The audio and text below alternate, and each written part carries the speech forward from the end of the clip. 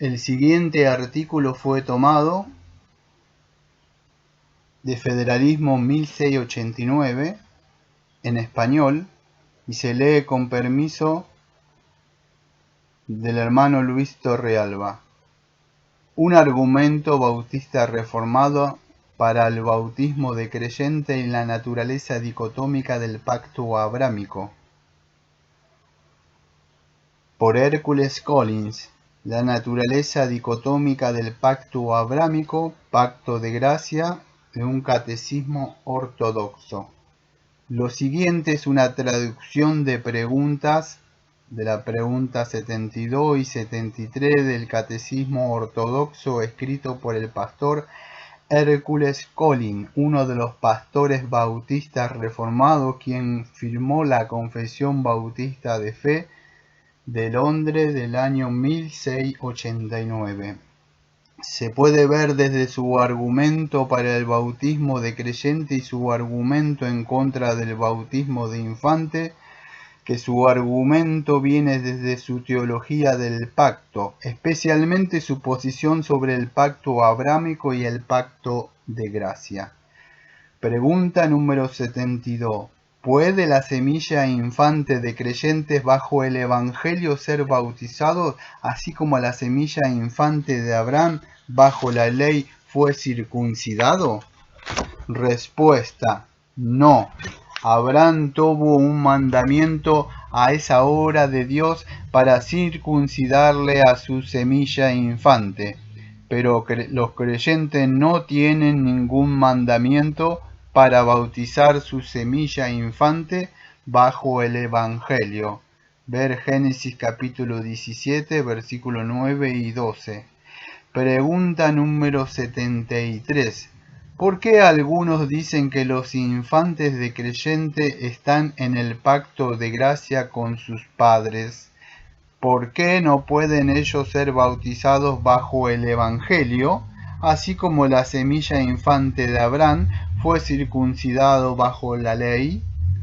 Respuesta: por afirmar que los infantes de creyente están en el pacto de gracia, ellos deben querer decir del pacto de gracia absolutamente considerado. Si es así, entonces no hay ningún total ni final apostasía de cualquier semilla infante de creyentes del pacto, pero entonces todos necesitan ser salvos. Ver Jeremías capítulo 32, versículo 38 al 40 y Juan capítulo 10, versículo 28. O ellos necesitan significar condicionalmente que cuando crecen a su edad de madurez, entonces por fe verdadera, amor y santidad de vida, agarrando el pacto de gracia de Dios, tendrán sus beneficios. Si eso es su significado, entonces, ¿qué beneficio espiritual tiene la semilla infante de los incrédulos, si ellos viven hasta años de madurez y por fe verdadera y amor agarran el pacto de Dios? Además, ¿no pertenecería al sello del pacto tanto como a los hijos de los incrédulos como a los hijos de los creyentes? Sí, porque la semilla infante del incrédulo a veces llega a aceptar el pacto de Dios y la semilla infante del creyente no lo hace, tantas veces como es visto para la tristeza de muchos padres piadosos. Ver Isaías 56, versículos 3 y 8, Juan capítulo 3, 16, Hechos capítulo 10, versículos 34 y 35.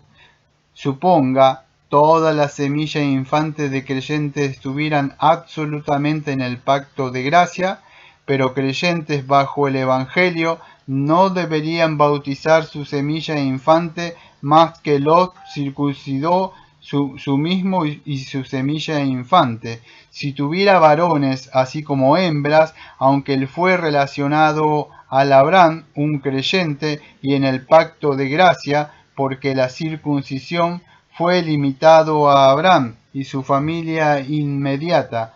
si la semilla infante de creyente estuviera absolutamente en el pacto de gracia, nosotros traeremos infantes a la cena del Señor, porque las mismas cualificaciones son requeridas al necesario desempeño del bautismo, así como la cena del Señor.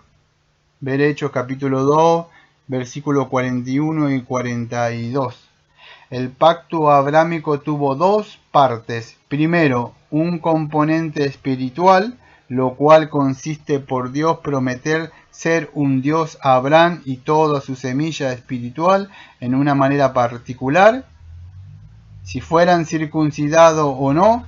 Quienes creyeron como Abraham, el padre de la fe, creyó, y eso fue significado por Dios aceptar, así como su gente, los cuales no son de la semilla de Abraham, sino comprados por su dinero, y esta promesa fue sellada a Abraham por la circuncisión, que por medio de Jesucristo, quien Isaac tipificó, los gentiles, los no circuncidados, quienes creyeron, deberían tener la fe, considerando por justicia como Abraham fue antes de ser circuncidado. Ver Génesis capítulo 17, versículo 19, 21, Génesis 21, versículo 10, Gálatas capítulo 4, versículo 30.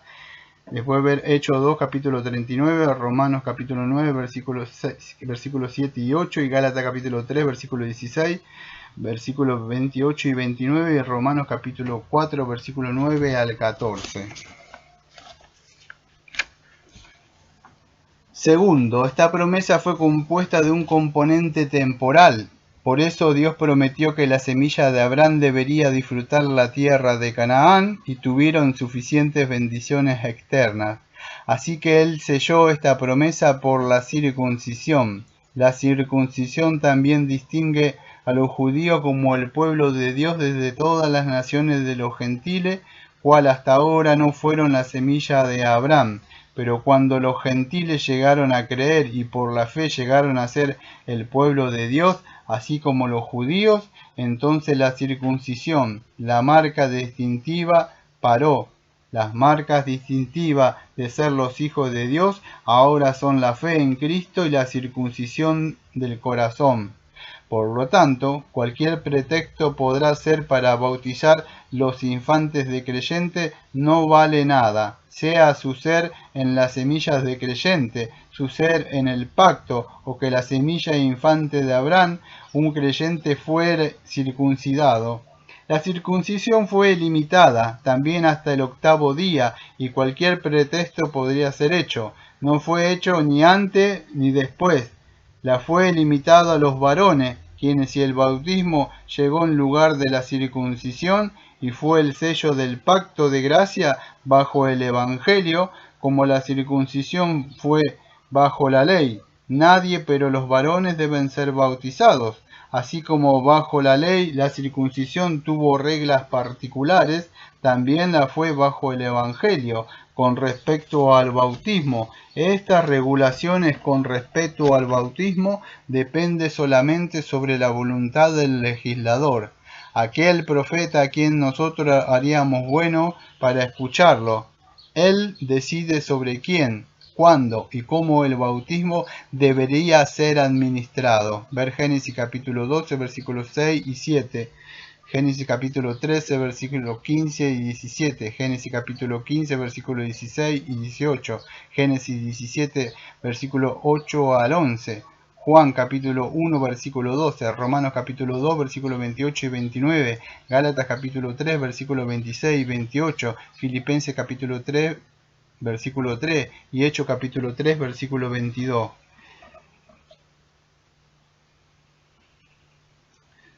Se puede comparar la respuesta de Hércules Collins con el argumento para bautizar los infantes según el Catecismo de Heidelberg en español, pregunta número 74.